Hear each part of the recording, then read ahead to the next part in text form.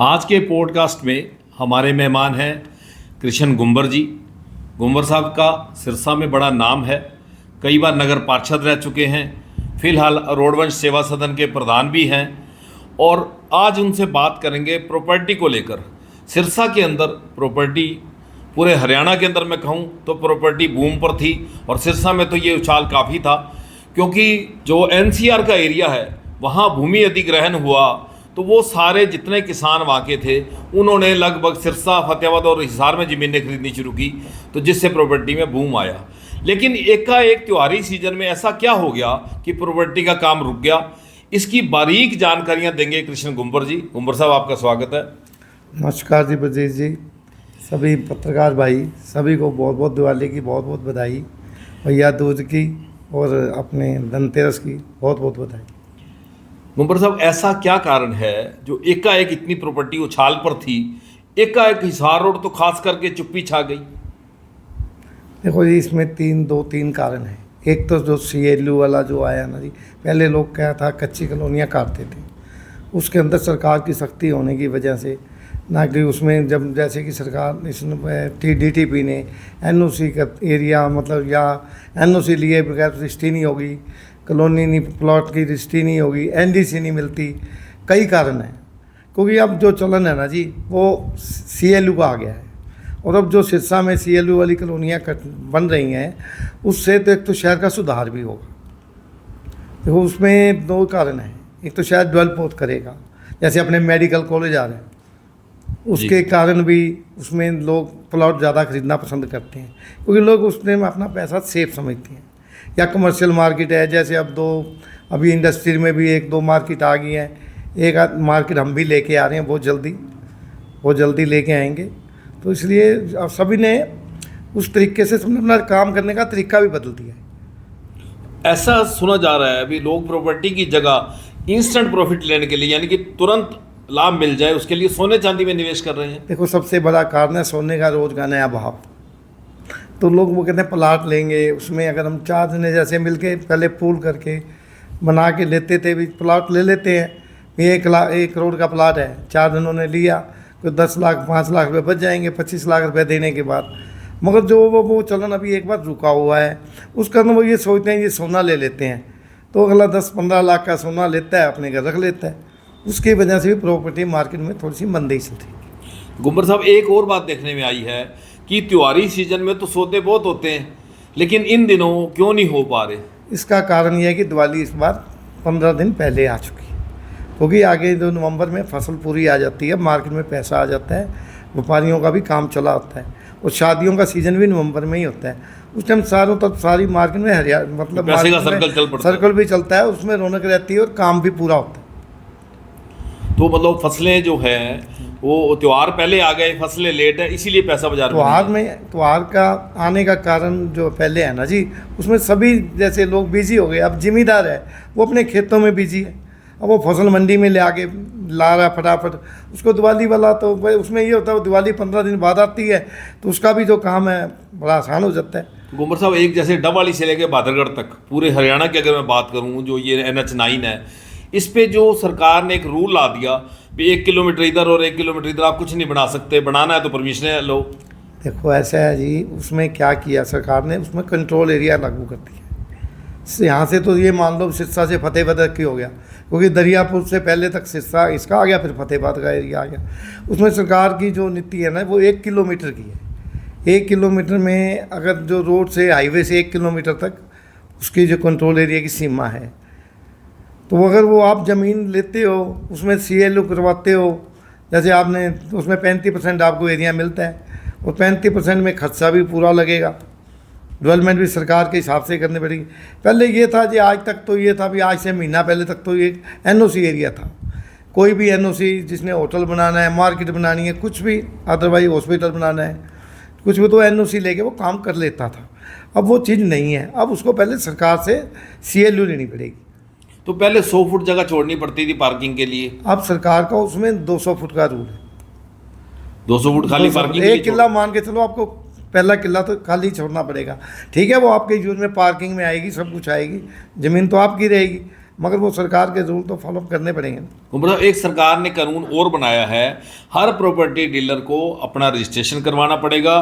कोई भी प्रॉपर्टी का लेन देन आप करते हो वो सरकार के पोर्टल पे जाके चढ़ाना पड़ेगा, सरकार को उसमें से रेवेन्यू ही देना पड़ेगा। देखो जी, अब सरकार तो आगे आगे नए रूल ला रही है, जो फॉरेन में चल रहे हैं वो इंडिया में भी चालू होने, लागू तो होने ही है। नहीं, उस बात से भी असर हुआ है।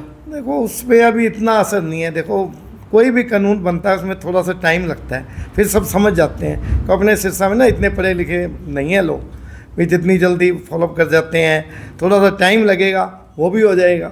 सरकार का हिस्सा सरकार को भी मिलेगा, वो तो देना ही पड़ेगा। अगर सरकार का कोई रूल है तो वो सरकार लेगी। सिरसा के प्रॉपर्टी डीलरों में आपका एक काफ़ी नाम है, तो आप क्या अंदाज़ा लगाते हैं ये प्रॉपर्टी में जो गिरावट है कब तक रहेगी और उछाल कब आएगा, या कब ये मार्केट के सौदे होंगे? ऐसा प्रॉपर्टी में कोई गिरावट नहीं है। अगर आप ये मानो ना भी मैं कोई प्लाट सस्ता ले लूँगा, वो नहीं मिलता है। प्लाट तो जो उसने लिया उससे महंगा ही है, मंदा नहीं है। कारण ये भी थोड़ा बहुत मार्केट में उतार चढ़ाव चलता रहता है, और ऐसा कोई प्रॉपर्टी में मंदा नहीं है। आप ये मानो सिरसा में पहले कोई करोड़ 2 करोड़ की प्रॉपर्टी बिका करती थी तो लोग कहते थे उसने 2 करोड़ की प्रॉपर्टी बेची। आज 20 करोड़ की 50 करोड़ की प्रॉपर्टी को लेता है, कोई वैल्यू ही नहीं है। वैल्यू ही नहीं है उसकी। ये मान के चलो ना, हम लोग पहले प्लाट काटते थे, क्या होता था 4 लाख का, 5 लाख का, 10 लाख का। अब मिनिमम प्लाट जो अच्छी कॉलोनी का प्लाट है वो 1 करोड़ में भी नहीं आता। 6 मरले का प्लाट 1 करोड़ में भी नहीं आता। आपने तो अभी मंदा कहाँ से है? आपने अभी मेडिकल कॉलेज का जिक्र किया। अभी सिरसा के लिए एक डेवलपमेंट की चीज़ है जो मेडिकल कॉलेज आ रहा है, तो मेडिकल कॉलेज के आने से हुड्डा के आसपास या डीसी कॉलोनी जो उसके आसपास के एरिए हैं, क्या उनमें रेट का फ़र्क पड़ा है? उसमें सारे शहर में ही फ़र्क पड़ेगा, फ़र्क पड़ भी रहा है। देखो यहाँ बच्चे आएंगे पढ़ने के लिए, आए साल बच्चे निकलेंगे, फिर पीजी सेंटर भी बनेंगे, सब कुछ बनेगा, उससे शहर की डेवलपमेंट भी होगी। अभी जो डॉक्टर भी होंगे उनको भी डॉक्टर को रेजिडेंशियल रहने एरिया के लिए चाहिए। रेजिडेंशियल चाहिए, या कुछ सारे डॉक्टर अंदर तो नहीं रहेंगे। हुड्डा में भी जो भी अच्छी शहर की पोस्ट कॉलोनी है उसमें सब में तेज़ी आई। तो आपको ये कब तक उम्मीद है अभी जो प्रॉपर्टी द्वारा फिर उसी दौर में आ जाएगी जो आज से 6 महीने पहले थी? बहुत जल्दी आएगी। आप देखो, अब नवंबर दिसंबर जनवरी देखना कितनी तेज़ी आती है। जो ये 25,000 एकड़ एक्वायर की है सरकार ने IIM के लिए या और प्रोजेक्ट के लिए, वो सारे जिम्मेदार सिरसा आ रहे हैं, फतेहाबाद, सिरसा, हिसार, मतलब फतेहाबाद। एग्रीकल्चर लैंड के सौदे चल रहे मैं हैं। बताता हूँ, देखो पहले ये एग्रीकल्चर का रेट तो था ना, ऐसे 3-4 महीने पहले, 6 महीने पहले लगा लो। 30 जब गुड़गांव सोनीपत और इधर पानीपत से लोग आते थे ना, उधर से 2 करोड़ का किला बेचा, यहाँ 35 लाख के कितने किले आ गए। अगर 2 किले बेचे आगे तो यहाँ 10 किले से ऊपर ज़मीन आ गई। आज यहाँ भी जो ज़मीनों के रेट है ना, जो अच्छी ज़मीनें हैं वो 50 लाख से कम नहीं है ज़मीन। आप रानिया साइड चले जाओ, आप इधर आ जाओ एलनावा साइड चले जाओ, यहाँ अच्छा पानी है, अच्छी ज़मीनें हैं, वहाँ 40-50 लाख से का तो किला नहीं मिलता है। तो मंदा कहाँ है? मंदा कहीं नहीं है। मगर देखो जितनी एग्रीकल्चर लोन कम हो रही है, कोई हर जिम्मेदार ज़मीन नहीं बेचता। वही जिम्मेदार बेच रहा है जिसकी शहर में आ गई, उसके 5-7 किले अच्छे करोड़ों में बिकते हैं, वो आगे 30-35 किले ज़मीन बना लेते हैं। पिछले दिनों पंजाब में भी ज़मीनों के भाव जो हैं वो बहुत उछाल ले गए थे, लेकिन बाढ़ आने के कारण कुछ वहाँ भी मंदा आया है, तो उसका आसपास अपने सिरसा में भी असर है। देखो वो तो कुदरत की एक मार है जी, वो तो भगवान किसी पे भी ना डाले, ठीक है ना जी। बाकी उससे सिरसा में साइड में तो देखो वो कोई ज़मीन वो तो ले नहीं रहे। जिम्मेदार जो ज़मीन ले रहा है, अच्छा जिम्मेदार तो ज़मीन बेचता नहीं। अब जिसने बेची है 10 किले 20 किले, वो आगे 50 किले बनाने के चक्कर में, तो उधर से आगे भी लोग कम ही आते हैं। इधर के लोग ज़्यादा, अपने तो हरियाणा के लोग ही नहीं पूरे होते भी जितने की सिरसा में सारा। मैं वही आपको कहना चाहता हूँ, जो ये देसवाल बेल्ट के लोग हैं वो सिरसा, फतेहाबाद, हिसार लेना चाहते हैं, आगे पंजाब की तरफ नहीं जाना चाहते। वो तो हरियाणा में रहना पसंद करते हैं ना जी। पंजाब में कम लोग जाना चाहते हैं। पंजाब में जो अपने पंजाबी बिरादरी में जाते हैं, कंबोज बिरादरी होगी या जट सिख थोड़े बहुते हो गए, वो लोग थोड़ा सा जैसा भी उनकी जैसे रिश्तेदारियाँ हैं वो ले लेते हैं। उधर ज़मीनें अपने से बहुत सस्ती हैं। गुम्बर साहब, मैं एक और प्रश्न पूछना चाहूँगा सिरसा को लेकर। कुछ बड़े सौदे कैंसिल भी हुए, कुछ नॉर्म अड़ रहे हैं, कुछ तहसीलदार जो हैं वो इस तरह के नॉर्म कर रहे हैं, अभी 1 किला 1 के ही नाम होगा, जॉइंट प्रॉपर्टी नहीं हो सकती। देखो जी, ये सरकार ने जो रूल बनाया है 1 एकड़ में 1 नाम डलेगा, ऐसा कोई रूल रेगुलेशन नहीं है सरकार के पास, ऐसा कुछ नहीं है। जब भी कोई जाता है तो, मगर वो कहते हैं जी उसके लिए आपको 2 नाम डालने हैं तो आपको उससे DTP से NOC लेके आनी पड़ेगी। मतलब ये रूल है? ये रूल है। या वो ज़मीन जितनी उसके नाम 4 कनाल है तो 4 कनाल की रजिस्ट्री करवा लो। अगर किले के 2 टुकड़े नहीं कर सकते। डीटीपी एरिया में 7 कनाल की भी रजिस्ट्री नहीं होती, पूरे किले की होगी। नहीं, 7 कनाल अगर मालिक के नाम ही 7 कनाल हो तो 7 कनाल की हो जाएगी। अगर वो कहे 14 कनाल में 7 कनाल बेच रहा हूँ तो उसको 7 कनाल की डीटीपी से एनओसी लेके आनी पड़ेगी।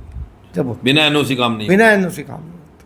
तो आपने गुंबर साहब से सुना कि सिरसा में प्रॉपर्टी के बारे में उन्होंने सारा निचोड़ बताया कि प्रॉपर्टी थोड़ा सा काम रुक जरूर गया है त्योहारी सीजन के कारण, या सोने चांदी में जो बढ़ते उछाल है उसके कारण काम थोड़ा सा रुका जरूर है, लेकिन ये रुकने वाला नहीं है, ये फिर दोबारा उछाल आएगा, प्रॉपर्टी का काम चलेगा, क्योंकि लोग अपने पैसे की सेफ्टी प्रॉपर्टी में ही बढ़िया मानते हैं। किसी को ब्याज पे देने की जगह प्रॉपर्टी लेने में ही विश्वास रखते हैं। तो गुंबर साहब आपका बहुत बहुत धन्यवाद, आपने बड़ी बारीकी से जानकारियाँ दी, बहुत बहुत धन्यवाद।